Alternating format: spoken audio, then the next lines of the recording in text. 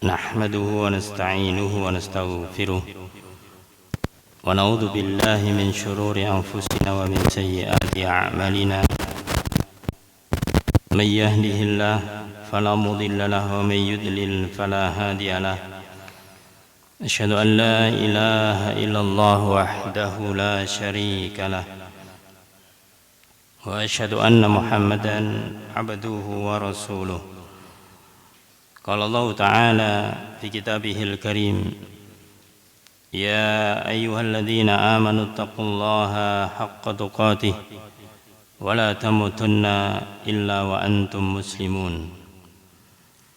أما بعد فإن أصدق الحديث كتاب الله وخير الهدي هدي محمد صلى الله عليه وسلم وشر الأمور محدثاتها وكل محدثة بدعة وكل بدعة ضلالة وكل ضلالة في النار اللهم صل على محمد وعلى آله وأصحابه ومن تبعهم بإحسان إلى يوم الدين. Ayol ikhwah azani wa azakumullah jamaah salat subuh yang semoga selalu dirahmati Allah Ta'ala. Alhamdulillah, puji syukur selalu kita panjatkan kehadiran Allah Subhanahu wa Ta'ala yang telah melimpahkan nikmat-nikmatnya, nikmat berupa kesehatan, nikmat berupa waktu luang, nikmat berupa hidayah, nikmat berupa iman dan Islam, dan juga nikmat di atas sunnah. Dengan nikmat-nikmat inilah maka wajib kita selalu bersyukur kepada Allah Subhanahu wa Ta'ala. Ayyuhal ikhwah a'azni wa azakumullah. Pagi ini kita akan melanjutkan kembali membacakan kutub atau kitab kecil Al-Usulus Sittah, yaitu pokok-pokok yang 6, yang dimana kitab ini ditulis oleh Al-Imam Muhammad bin Abdul Wahhab rahimahullah ta'ala, yang kita bacakan syarahnya, penjelasan singkatnya dari Syekh Shalih Fauzan hafizallahu ta'ala. Yang kita bacakan masih di awal-awal, yaitu mengenai kaidah atau asal yang pertama terkait dengan ikhlas dan juga tentang lawannya, yaitu syirik. Ikhlas bermakna tauhid, kemudian juga syirik. Ada hal yang belum kita sampaikan terkait dengan hal ini, bagian agak akhir. Insyaallah terakhir kita sampaikan, yaitu tentang hubungannya dengan Al-Quran, yang dimana Al-Quran merupakan sumber daripada dinul Islam, dan Al-Quran intinya adalah masalah tauhid. Intinya adalah masalah tauhid. Sehingga kita ulangi sejenak perkataan dari Al-Imam Ibnul Qayyim Al-Jauziyah, yang dimana beliau mengatakan bahwasanya Al-Quran kulluhu fit tauhid. Bahwasanya Al-Quran semuanya itu tentang masalah tauhid, di dalamnya masalah tauhid. Padahal banyak isi di dalam Al-Quran itu. Beliau menjelaskan li'annahu, karena Quran itu imma amrun, apakah itu berupa perintah, bi ibadatillah, berupa ibadah kepada Allah semata, ada di dalam Al-Quran. Wa tarki syirki, atau perintah untuk meninggalkan kesyirikan, itu jelas ada dalam Quran. Wa imma bayanun, ataupun berupa penjelasan-penjelasan, li jazai ahli tauhid, untuk balasan bagi ahli tauhid, itu diterangkan di dalam Al-Quran. Wa jazai ahli syirk, dan juga balasan bagi ahlu syirk, itu juga dijelaskan di dalam Al-Quran. Ini mengenai masalah akidah, masalah tauhid, itu merupakan pokok isi dari Al-Quran. Jadi isinya adalah masalah tauhid, atau masalah akidah, atau masalah iman. Kemudian tidak hanya itu, beliau jelaskan wa imma fi ahkamil halali wal haram. Meskipun juga tentang masalah hukum halal dan haram. Halal dan haram. Wa hadhihi min huquqit tauhid. Ini merupakan hak-haknya tauhid. Artinya kalau kita misalkan melihat tentang masalah hukum, apakah ini halal, apakah ini haram, maka untuk bisa menetapi yang halal kita halalkan, yang haram kita haramkan, itu dibutuhkan namanya tauhid, dibutuhkan namanya iman, dibutuhkan namanya akidah. Kalau orang dia memahami bahwasanya ini tahu halal, ini haram, tapi ternyata keimanannya lemah, ya, keimanannya kurang, bisa jadi dia melanggar sebagiannya atau sebagian besarnya bahkan.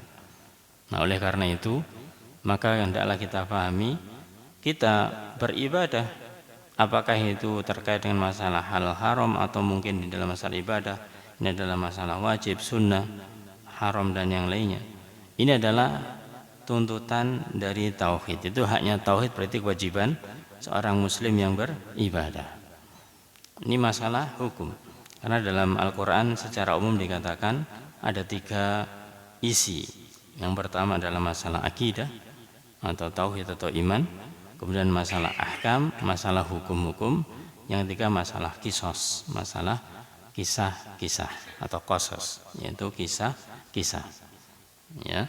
Maka tiga-tiga dikatakan wa imma qasasun, adapun kisah-kisah anir rusuli, tentang para rasul, wa ummatihim, dan umat-umat mereka, wa ma hasala bainahum minal khusumat, dan apa yang terjadi di antara mereka yang berupa pertikaian, pertengkaran, bahkan peperangan. Kita membaca Al-Quran banyak kisah-kisah di sana, bagaimanakah terjadi di sana tentang perseteruan, ya, permusuhan, bahkan peperangan orang-orang yang mukmin dengan orang-orang yang kafir. Ya, kisahnya perang ini, kisahnya perang itu, dan seterusnya. Maka ini dihubungkan dengan masalah tauhid, masalah akidah. Beliau mengatakan wahada jazaa'ut tauhid wasyirk. Ini adalah merupakan balasan tauhid dan syirik. Yang memiliki tauhid, maka dia dengan panggilan jihad, dia akan berangkat ke medan jihad dan mendapatkan balasannya. Kalau dia meninggal maka akan syahid, akan mendapatkan yaitu syahid. Adapun orang yang syirik, maka dia akan diperangi oleh orang-orang muslim, oleh orang-orang mukmin ini. Maka dikatakan oleh beliau semuanya itu adalah tauhid. Fal Quran kulluhu tauhid. Maka Al-Quran semuanya adalah tauhid, min awwalihi ila akhirih, dari awal sampai akhir, dari awal sampai akhir.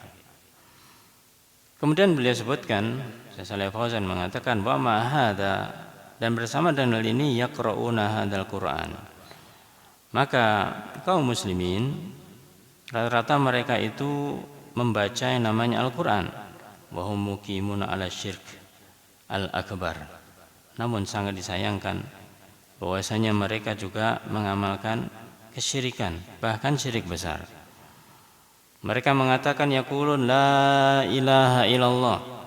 Mereka mengatakan bahkan di dalam lisannya sudah terbiasa mengucapkan kalimat la ilaha illallah. Ya, bahkan diucapkan sekian kali, dipakai sebagai wiridan. Namun wala ya'maluna biha. Namun disayangkan tidak mengamalkan tuntutan kalimat la ilaha illallah. Maka dikatakan hum fi wadin, dia seperti ibaratnya satu lembah, wal Quran wala ilallah fi wadin akhar. Adapun Al-Quran dan kalimat la ilaha illallah itu di lembah yang lainnya, enggak ketemu, tidak ketemu. Innama hiya alfadun ala lisani faqat. Jadi bacaan Quran hanya sekedar di lafaz saja, tidak sampai ke dalam pemahaman, tidak sampai ke dalam amalan. Maka ahlu tauhid, seorang mukmin, maka selayaknya dia menjadikan Al-Quran tidak hanya sebagai bacaan, tapi sebagai pegangan, artinya dipahami, kemudian diamalkan. Lau tas'al wahidan minhum, kalau engkau menanyakan kepada mereka, salah satu di antara mereka, ma makna la ilallah, apa sih maknanya, pengertiannya la ilaha illallah, laqala laka, niscaya dia mengatakan kepadamu, la adri, aku tidak tahu. Ana lam ata'alam, aku belum belajar. Dan ini para jamaah, kita jangan dulu menanyakan pada orang lain. Coba tanyakan pada diri kita, pada orang yang di sekitar kita, yang dekat dengan kita. Ya, ketika kita sudah terbiasa mengucapkan kalimat la ilaha illallah, apa arti dari kalimat la ilaha illallah? Ya mungkin kalau secara makna bahasa tahu. Ya secara umum orang mengatakan makna la ilaha illallah adalah tidak ada Tuhan selain Allah. Setelah itu apa berikutnya? Setelah mengatakan itu, ya pokoknya dikatakan. Jadi hanya sekedar lafaz saja. Maka justru inilah sebenarnya yang perlu diluruskan. Karena kalimat la ilaha illallah ini adalah kalimat yang agung, kalimat thayyibah, yang dimana mengandung konsekuensi.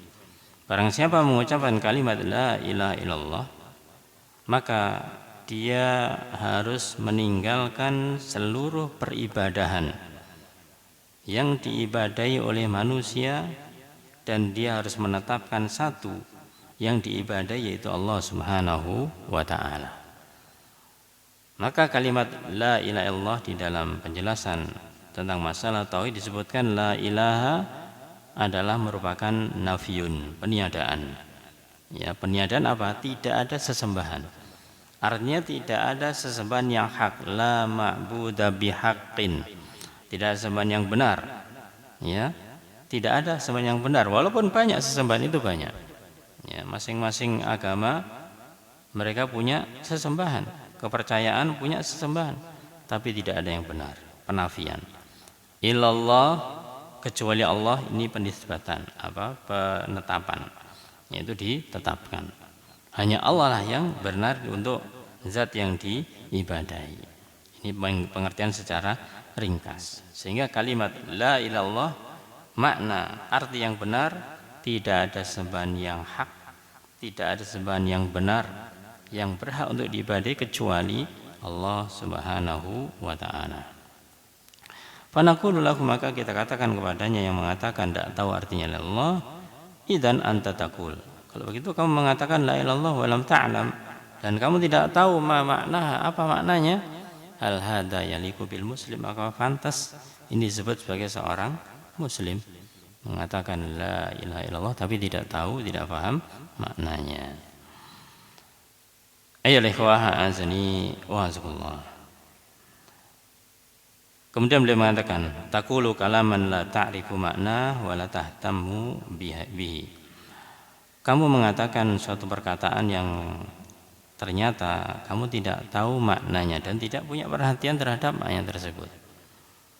Atau mungkin kamu mengatakan sami'tun nas yaqulu syai'an faqultu.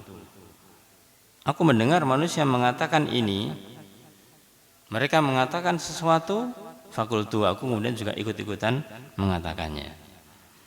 Maka beliau mengatakan mislama yaqulul munafik.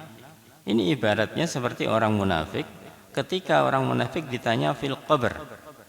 Idza su'ila, ketika ditanya di kubur, ketika ditanya di kuburan, itu ketika ditanya oleh dua malaikat, Munkar dan Nakir.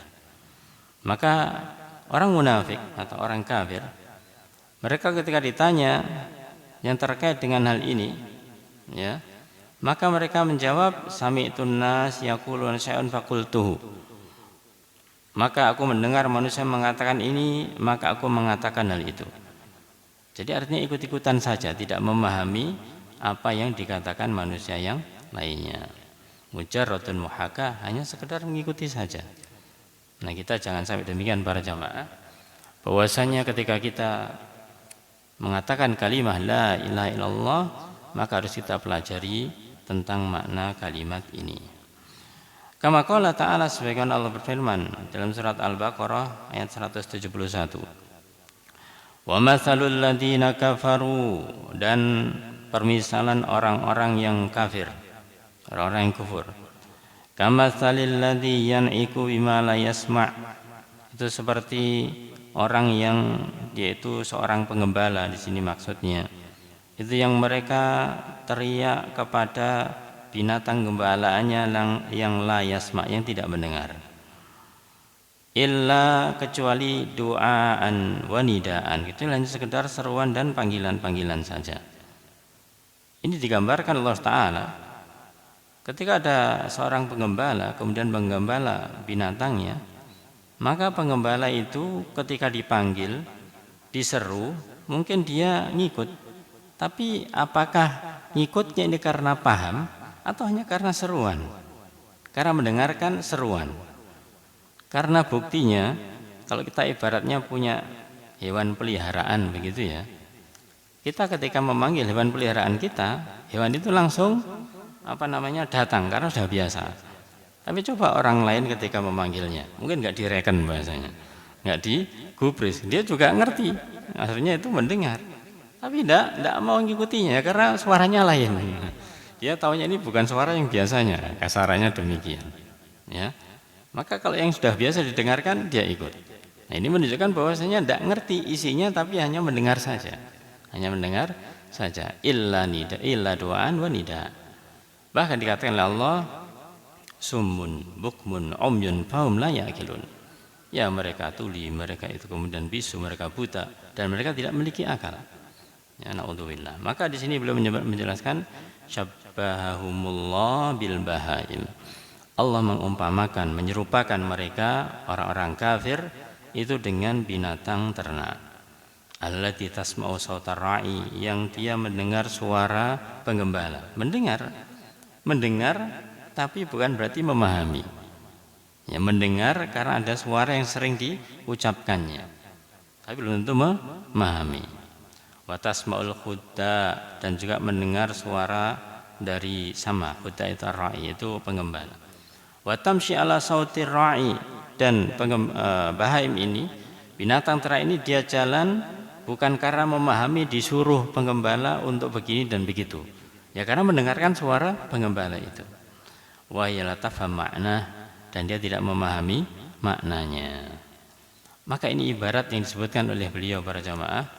Bagaimanakah namanya hewan ini ketika dipanggil, ketika katakanlah diseru, itu mungkin dia mendengar dan datang. Tapi kalau yang memanggil yang lainnya, bisa jadi dia tidak menggubrisnya karena asing. Nah, karena asing. Adapun ketika disuruh begini dan begitu, dia bisanya bukan karena paham. Itu karena mungkin kebiasaan juga, karena latihan, ada isyarat-isyarat misalnya demikian.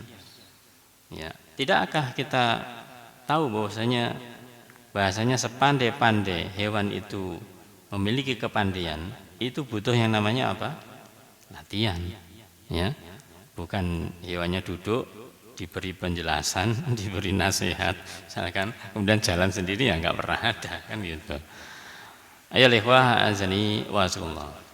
Maka ini diibaratkan orang yang mereka itu memiliki agama, tapi kemudian agamanya ini hanya sekedar katakanlah tahu tentang agama, tapi kurang memahami isinya. Maka di sini Allah Ta'ala mengibaratkan orang kafir itu seperti ini. Maka orang Islam jangan seperti orang kafir ini. Tayyib. Berikutnya, di dalam matanya disebutkan oleh Syekh Muhammad bin Abdul Wahhab rahimahullah ta'ala, summa lamma sara ala aktsaril ummati ma sara. Kemudian dikala terjadi pada mayoritas umat ini sesuatu yang telah terjadi. Kenapa? Di sini lawan berapa? Di sini tidak ada bahasa Indonesianya, Pak. Halaman 21. Ya. Summa lamma sara ala aktsaril ummati masar. Kemudian dikala terjadi pada mayoritas manusia, mayoritas umat ini, apa yang telah terjadi? Jadi yang sudah terjadi sebelumnya. Maka boleh katakan adhara lahumus syaitan.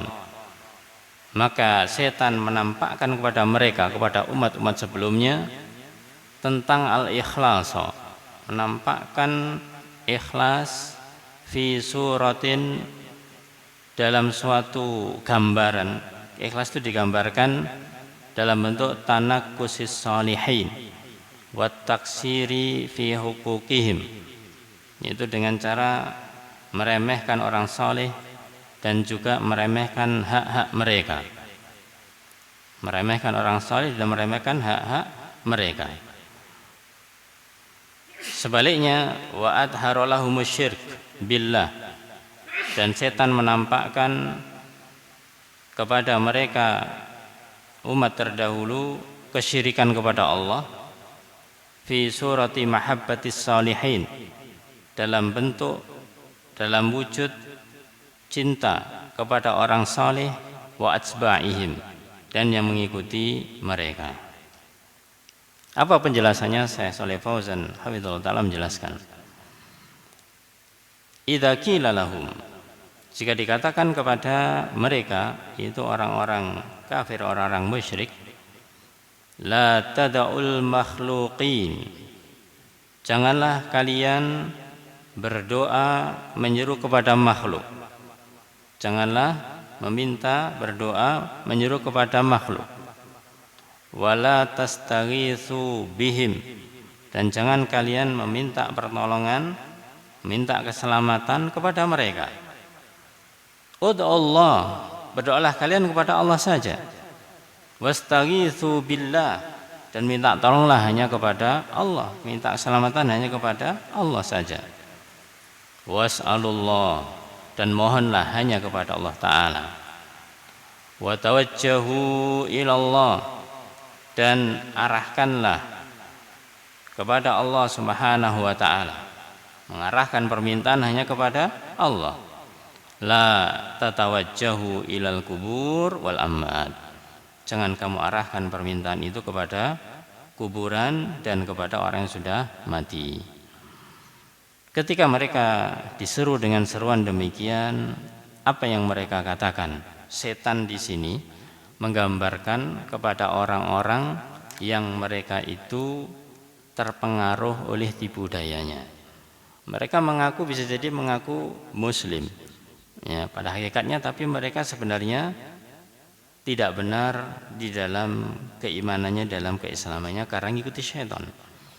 Yaqulun, mereka akan mengatakan kalau diseru dengan demikian. Mereka menjawab, anta tatanaqqusu al-auliya, kamu ini meremehkan para wali. Ya, kita nasihatkan jangan meminta kepada wali, tapi mereka mengatakan kamu ini orangnya meremehkan para wali.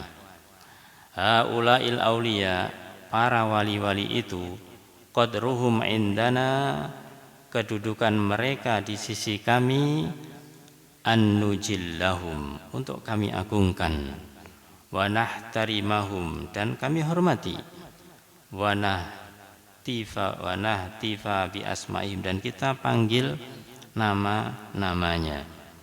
Jadi mereka mengagungkan ini, ketika dilarang untuk menyeru dianggap meremehkannya.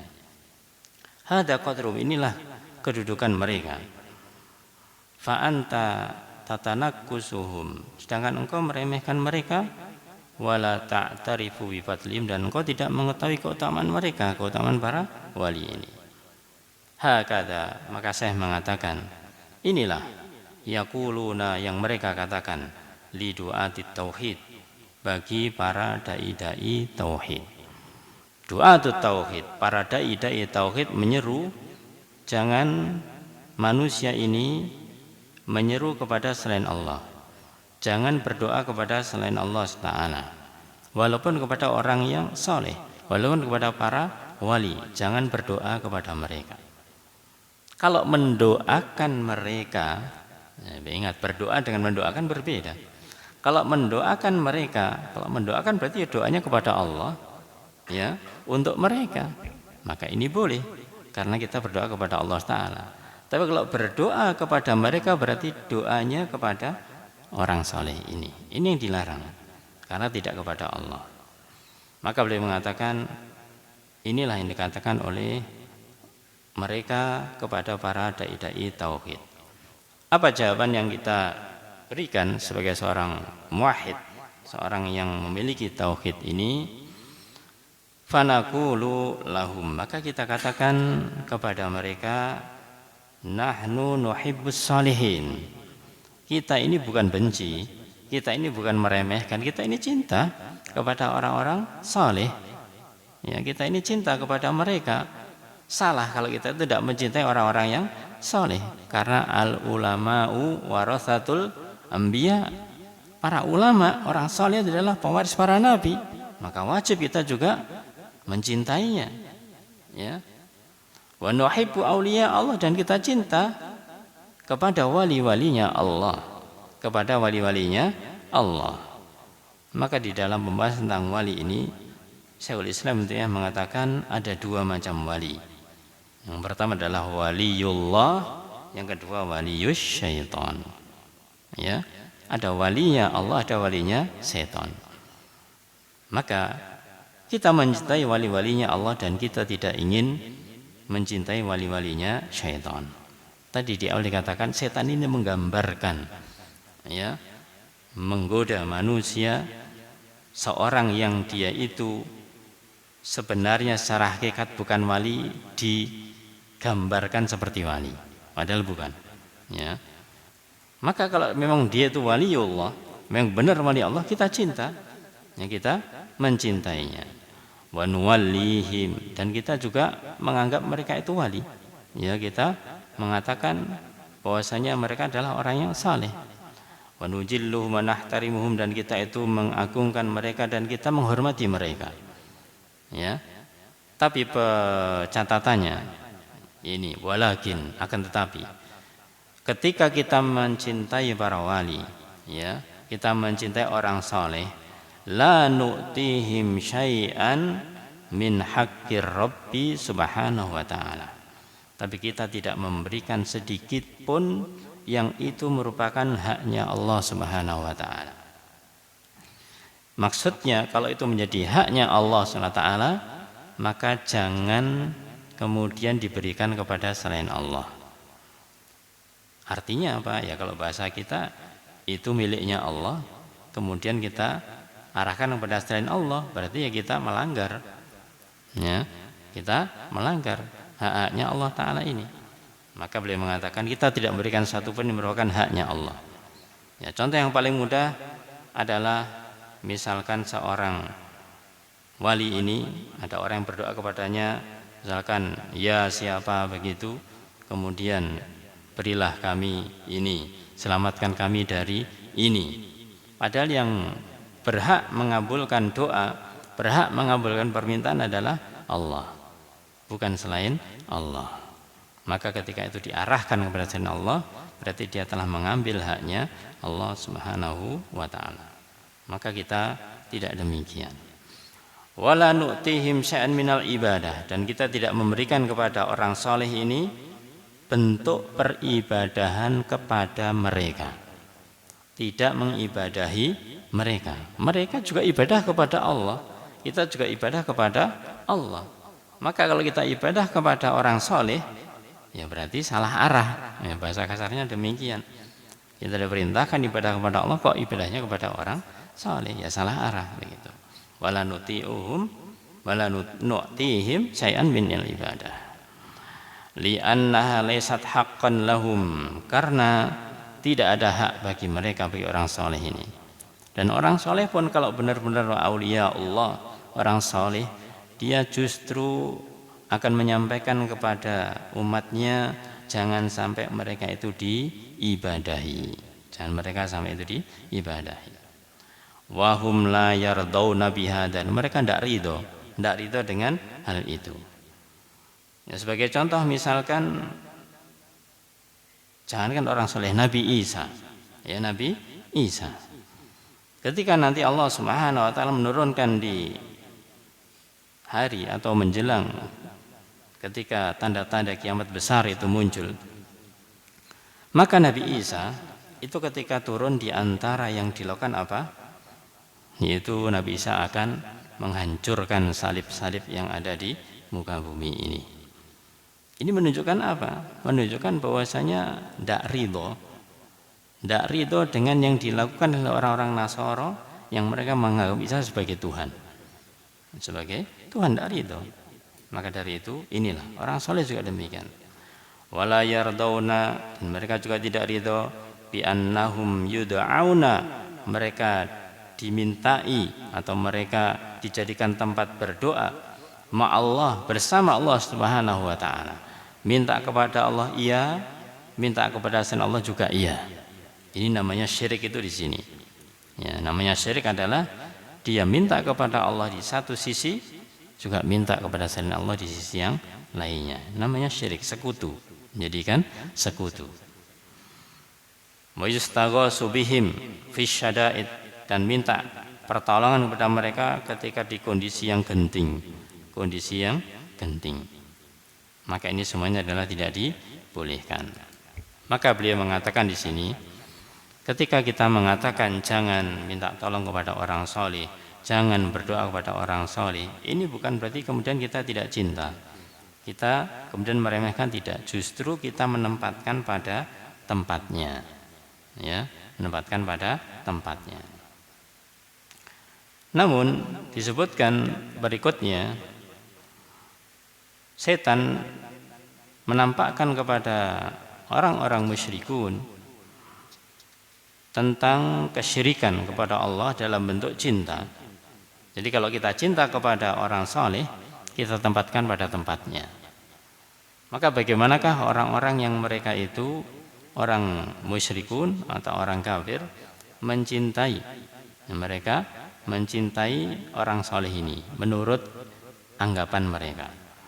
Maka mereka mengatakan hum yaqulun, mereka mengatakan inna istighatsatahum bis solihin, sesungguhnya permintaan tolong mereka kepada orang soleh, wastinjaduhum bihim, dan permintaan tolong juga keselamatan kepada mereka merupakan i'tirafun bifadlihim, ini pengakuan terhadap keutamaan mereka, wa ijlalun lahum, dan mengagungkan mereka.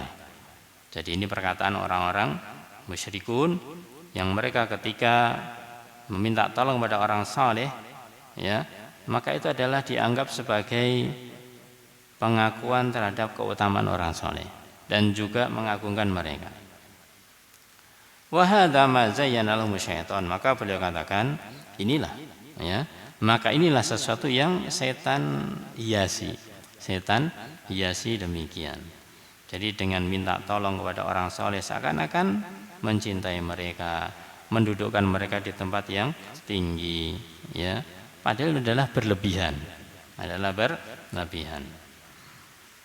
Kemudian beliau mengatakan wal muradu bisyaiton, yang dimaksud dengan setan ini siapa? Ya, setan ini siapa? Maka beliau katakan dua, syaitonul jin wa syaitonul ins. Ini setan yang berbentuk dari golongan jin dan setan dari golongan manusia. Makanya kalau kita baca dalam surat An-Nas, minal jinnati wan nas, dari golongan jin dan dari golongan manusia. Sebelumnya adalah tentang waswasus syaiton. Jadi setan itu adalah sifat. Setan adalah sifat, bisa melekat pada jin dan bisa melekat pada manusia. Makanya ketika ada orang, dia itu perilakunya, tindakannya itu kemudian brutal, orang mengatakan apa? Kesetanan ya, kita muarah sejadi-jadinya, nggak bisa ngontrol emosi, kemudian ngamuk, bahasa kita ya, ngamuk, semuanya di obrak-abrik demikian. Orang kesetanan ini. Iya, memang benar. Ya. Dia sedang kepengaruh oleh setan, manusia dia. Ya, maka setan adalah sifat. Maka ini beliau katakan. Maka setan yang pertama adalah dari golongan jin, kemudian dari golongan manusia. Juga beliau katakan yaitu ulama ud-dhalal. Ada ulama tapi ulama kesesatan. Ini menunjukkan ada dua nama ulama itu. Ada ulama ul khair, ada ulama usu. Ada ulama yang baik, ada ulama yang tidak baik. Ulama kok tidak baik? Ya, karena mereka sebenarnya bukan ulama, tapi mereka dijadikan ulama oleh pengikutnya. Itu yang dikatakan dengan ulama usuk. Ya, apalagi mereka membawakan dalil atau mungkin membawakan ayat-ayat. Kalau kita lihat para jamaah, ketika muncul silih bergantinya di negeri kita saja adalah misalkan nabi palsu. Ya, muncul misalkan nabi palsu. Apakah mereka tidak tahu tentang agama? Ya justru mereka berani mengatakan atau dijunjung oleh pengikutnya sebagai nabi karena memiliki ilmu. Dan Islam kan begitu. Dan diulamakan begitu, padahal palsu. Maka dikatakan ulama usuk, ulama yang jelek, ulama yang buruk. Ya, karena sudah keterlaluan. Nah, ini dikatakan kesetanan juga. Dikatakan kena pengaruh setan, menempatkan dirinya di atas yang seharusnya. Di atas yang seharusnya, karena jelas Rasulullah SAW adalah khatamul anbiya wal mursalin. Nabi Muhammad SAW adalah penutup para nabi dan rasul. Kok ini mengatakan dia adalah nabi yang baru. Ya, nabi yang baru dengan berbagai dalih, bukan dalil, berbagai dalih. Ya. Akhirnya dijadikan ulama uddhalal, adalah ulama yang sesat. Kemudian syayatinal ins, setan-setan yang berupa manusia, ini wujudnya yatakallamuna wa yaktubuna. Mereka bisa bicara, namanya manusia. Wa yaktubuna, dan mereka bisa menulis. Wa yu'allifuna, bahkan mereka bisa mengarang, membuat buku, mengarang buku. Fid da'wah ila syirk, dalam mengajak kepada kesyirikan. Sehingga ketika kita membaca buku-buku para jamaah, istilahnya para ulama juga ada, ini buku yang apa namanya, yang sunnah, yang benar, ini buku yang dolal, buku yang sesat. Makanya ada aliran sesat begitu. Ketika seorang itu mengikuti aliran sesat, kadang punya yang namanya buku, kitab suci bahkan bahkan kitab suci sebagai rujukannya. Itu mereka mengarang, ada yang ngarang, ada yang nulis bagaimanakah pedoman ya aliran sesatnya itu. Ada bukunya. Itu namanya setan yang berbentuk manusia. Wa yaz'umuna anna hadza min ta'limis shalihin, dan mereka menyangka ini adalah bentuk dari mengagungkan orang saleh. Ini persangkaan yang salah. Wa minal i'tiraf bi fadlihim, dan ini bentuk pengakuan terhadap keutamaan mereka. Wa min muwalatihim, dan bentuk kesetiaan, bentuk wala kepada mereka. Wa anna, dan sesungguhnya adama du'aihim wa adam istighosati bihim minal jafa. Orang yang dia itu tidak melakukan ini, ya tidak mau berdoa kepada mereka, tidak mau minta tolong kepada mereka, maka ini dianggap dia itu meremehkan hak-haknya mereka, haknya orang-orang saleh. Maka tadi di awal kita katakan bahwasanya jangan berdoa kepada orang saleh, jangan meminta kepada orang saleh. Ini dianggap meremehkannya, dianggap meremehkannya. Wa min bughdihim, dan dianggap benci kepada mereka. Ila akhir ma yaqul, sampai terakhir atau dan seterusnya apa yang mereka katakan. Hada mawjudun fi kutubihim. Ini yang beliau katakan bukan sekedar persangkaan, tapi ada di kitab-kitab mereka. Jadi keyakinan mereka itu tadi ditulis dalam sebuah karya, ya, sehingga ketahuan apa yang menjadi keyakinan mereka. Itulah ya ikhwah azani wa azkullah jama'in Allah Ta'ala di al-aslul awal, yaitu pokok yang pertama yang terkait dengan al-ikhlas, dan lawannya adalah asyirik. Baik. Berikutnya kita masuk kepada al-aslus tsani. Nggih. Oh nggih, silakan.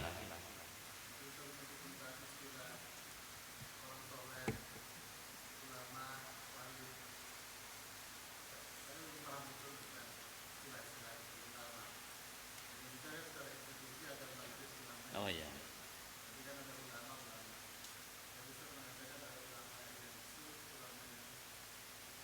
khair.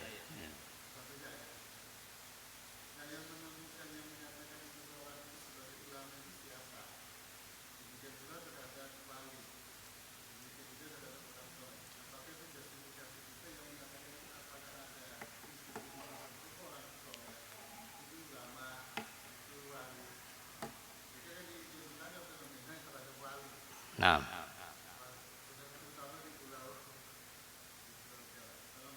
ya, terima kasih jazakallahu atas pertanyaannya. Jadi istilah ulama, orang soleh dan wali, ini sebenarnya istilah yang maknanya satu. Maknanya satu adalah secara bahasa ketiga-tiganya ini adalah orang yang dia itu memiliki atau dianggap memiliki ilmu. Ya, memiliki atau dianggap memiliki ilmu. Jadi ada dua yang harus Anda sampaikan di awal. Ulama, orang soleh dan wali ini hakikatnya sebenarnya sama, yaitu orang yang berilmu atau dianggap memiliki ilmu. Ulama itu jamak dari alim. Alim adalah orang yang tahu. Ya, maka kalau kita mengatakan masya Allah ini orang yang alim, kenapa disebut alim? Karena dia mungkin rajin sholat. Kok dikatakan orang yang alim? Berarti dia ngerti tentang pentingnya sholat. Lebih dari itu, dia ngerti tentang hukum-hukumnya sholat. Jadi orang yang alim, orang yang memiliki ilmu. Alim itu orang yang memiliki ilmu. Jamaknya adalah ulama. Nah, ini yang pertama. Kemudian orang yang soleh sebenarnya juga ulama. Ulama adalah orang yang soleh sama. Ya, hanya saja kadang-kadang ketika dibedakan itu seakan-akan itu orang kalau dia itu sudah menjadi orang yang alim, sudah lama dikatakan orang yang soleh. Orang yang soleh. Meskipun orang yang soleh belum tentu ulama juga, karena dia tidak menjabat, karena dia tidak dikatakan sebagai tokoh misalkan. Tapi orang yang soleh iya. Jadi ini sebenarnya tidak ada perbedaan antara ketiganya. Wali ini yang agak sedikit berbeda karena sudah mendapatkan predikat. Mendapatkan predikat bahwasanya dia itu memang orang yang dianggap orang yang memiliki kesolehan dan memiliki ilmu ini. Jadi tidak dibedakan ketiga-tiganya, ini hanya penempatan, penyebutan yang kadang-kadang itu dibedakan. Nah, kembali kepada yang awal, kita katakan bahwasanya orang yang alim atau ulama ini adalah orang yang dia itu memiliki ilmu atau dianggap memiliki ilmu. Kalau memiliki ilmu berarti dia memiliki ilmu yang benar dan sumbernya benar. Sumbernya dari Al-Quran dan dari As-Sunnah. Makanya Allah mengatakan innama yakhsyallaha min ibadihi al-ulama. Hanyalah yang takut kepada Allah dari hambanya adalah para ulama. Dikaitkan ulama ini dengan rasa takut. Artinya apa? Kalau orang itu benar-benar memiliki ilmu yang benar dari Al-Quran, dari As-Sunnah, semakin dia memiliki ilmu semakin takut kepada Allah Subhanahu wa ta'ala. Semakin takut kepada Allah Subhanahu wa ta'ala. Ini berarti orang punya ilmu, bukan dianggap memiliki ilmu. Maka kalau kita katakan dianggap, inilah yang kita katakan tadi ulama usu, ulama yang tidak baik. Kalau yang pertama ulamul khair, ulama yang baik yang pertama. Kalau ulama usu itu yang tidak baik adalah orang yang dia itu bisa jadi memiliki keahlian keilmuan ya masya Allah. Tapi semakin dia itu dianggap sebagai seorang ulama, maka rasa takutnya kepada Allah bukan semakin tampak, ya, tapi semakin malah, ya dalam bahasa akarnya itu melawan hukum-hukumnya Allah. Artinya apa? Sudah jelas syariatnya demikian, karena dia merasa jadi ulama, kemudian mengatakan, oh ini tidak demikian, tapi demikian dan demikian. Ya kita katakan misalkan ada orang-orang yang mereka memiliki kejeniusan, kemudian dia memiliki pengikut, maka bisa jadi ulama. Ya karena punya pengikut itu. Nah, maka ini yang namanya dianggap memiliki ilmu. Pinter mungkin iya, tapi ketika tidak muncul yang namanya rasa takut kepada Allah, bahkan dia itu merasa senang ketika dipuji oleh pengikut-pengikutnya, maka ini nanti khawatirkan adalah ilmunya itu adalah ilmu yang tidak sesuai. Nah, adapun orang-orang yang soleh sebenarnya tidak ada perbedaan dengan hal itu, hanya istilahnya saja. Ya, adapun wali ini memang ada gelar khusus, tadi aulia Allah wa aliyu syaitan. Ya, bahwasanya gelar yang Allah sematkan atau kriteria yang Allah tetapkan untuk para wali syaratnya hanya dua. Apa? Alladzina amanu wa hum yattaqun. Ya, itu orang-orang yang beriman dan mereka bertakwa. Ini gelarnya wali. Gelarnya wali adalah iman dan takwa. Selama orang itu dikatakan sebagai wali, maka carilah atau lihatlah tentang bagaimanakah keimanannya dan ketakwaannya. Iman itu pada asalnya adalah merupakan keyakinan. Adapun takwa adalah wujud nyata. Wujud nyata. Maka kalau ada seorang wali, dia adalah waliullah. Walinya Allah adalah orang yang mereka itu betul-betul menampakkan tentang syariatnya Allah, menampakkan tentang kekhusyuannya kepada Allah Ta'ala, menampakkan peribadahannya kepada Allah SWT, menampakkan ketawaduannya kepada Allah Ta'ala, menampakkan segala macam kebaikan, tampak. Bukan wali-wali yang sebagian manusia menganggap bahwasanya oh di sana ada wali. Apa keistimewaannya dia? Ya, dia itu weruh sakduruning winarah. Ini bahasa Jawa. Apa? Mengerti sebelum diberitahu. Ya, mengerti sebelum diberitahu. Ya, jadi kita misalkan mau mengunjungi ke sana. Mengunjungi ke sana. Kita padahal orangnya saja belum tahu. Pengen ketemu. Begitu dipertemukan, dia mengatakan, ya, kamu berasal dari sini ya, perlumu ini toh. Kita belum mengatakan sesuatu, dia sudah mengatakan seperti itu. Ya kan, hebat ini, orang yang hebat. Nah, ternyata itu adalah bukan dari keilmuannya yang normal, bahasanya demikian. Ada yang bisiki, entah yang bisiki berupa informan yang lain, baik manusia maupun jin, ya. Maka dia dalam kesehariannya pun itu ada hal yang aneh. Ketika sedang sholat wajib misalkan, ya dia kadang tidak tampak. Sholatnya misalkan 5 waktu kelihatan hanya 3 waktu saja, atau bahkan 1 waktu. Dan memang terbukti mungkin bisa jadi dalam 1 waktu tidak menampakkan sholatnya. Dan bahkan tidak menunjukkan ketika laki-laki diwajibkan sholat berjamaah, dia tidak menampakkannya. Nah, ini adalah akhirnya tanda-tanda hal-hal yang aneh dan nyeleneh. Apalagi ketika wali disebutkan, Masya Allah, dia itu orangnya itu memiliki kesaktian ini dan itu.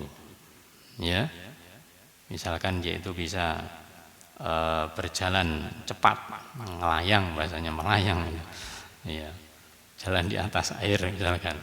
Ini jelas ketika dia sebutkan wali adalah wali syaitan. Karena apa ya? Karena tidak ada waliullah yang demikian, itu tidak ada. Ya, semua itu tidak ada.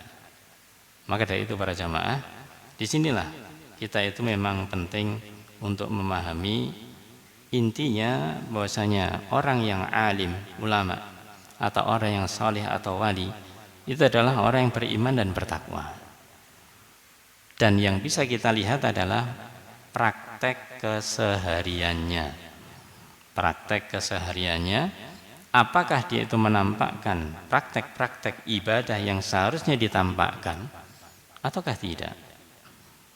Kan ada ibadah itu yang mungkin dia lakukan sendiri, misalkan masalah sholat sunnah misalkan. Kalau masalah sholat sunnah tidak harus ditampakkan, kita sholat sunnah di rumah itu malah lebih baik, ya. Tapi ketika sholat wajib berjamaah, Itu justru harus ditampakkan karena memang perintahnya demikian.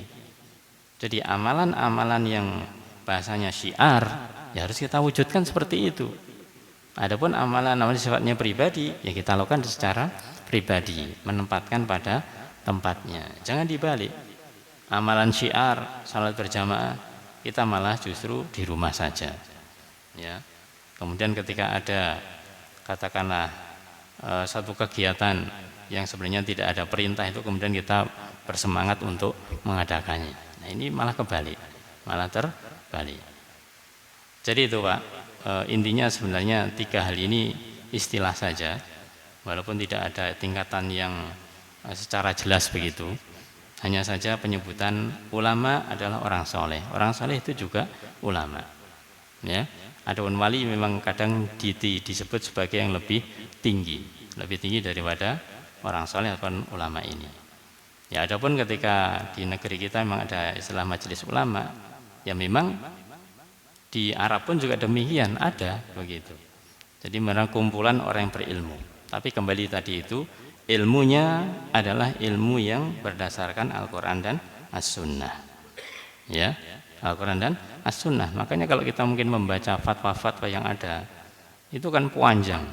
Ya, Al-Quran menyebutkan ini, hadisnya menyebutkan ini, kemudian pembahasannya dari para imam demikian, kemudian disimpulkan fatwanya yang keluar demikian. Bahasanya ilmiah, bahasanya adalah ilmiah. Jadi bukan ulama yang hanya sekedar didapuk, bahasa Jawanya itu didapuk dijadikan yaitu ulama. Maka dari itu di sini kita harus hati-hati, jangan sampai kita nanti salah ketika menilai itu. Kan dia juga ulama. Ya, kita tidak memungkiri nama ulama itu. Tapi kita lihat hakikatnya sebenarnya bagaimana. Apakah predikat ulama baginya itu memang selaras dengan dirinya, kehidupannya, kesehariannya, atau hanya sekedar yaitu sebutan saja. Mungkin demikian. Wallahu a'lam bishawab. Ada yang lain mungkin? Ya. Ini jamnya pas apa kelebihan? Terlalu cepat. Nah, sampai jam berapa biasanya? Oh, sudah selesai. Oh, sudah bunyi tadi ya. Ya, taib. Berarti untuk yang al-aslus tsani, pokok yang kedua, ini insyaallah kita sambung lagi di bulan yang akan datang biidznillah. Untuk yang bulan sebelumnya kita tidak ada karena memang bertepatan bukan karena tahun baru ya. Saat itu karena tahun baru bukan karena itu. Ya kebetulan saya ada kegiatan pas di luar kota, jadi tidak bisa ke sini. Wallahu a'lam bishawab. Kita akhiri dengan doa kafaratul majelis. Subhanakallahumma hamdika asyhadu an la ilaha illa anta astaghfiruka wa atubu ilaik. Assalamualaikum warahmatullahi wabarakatuh.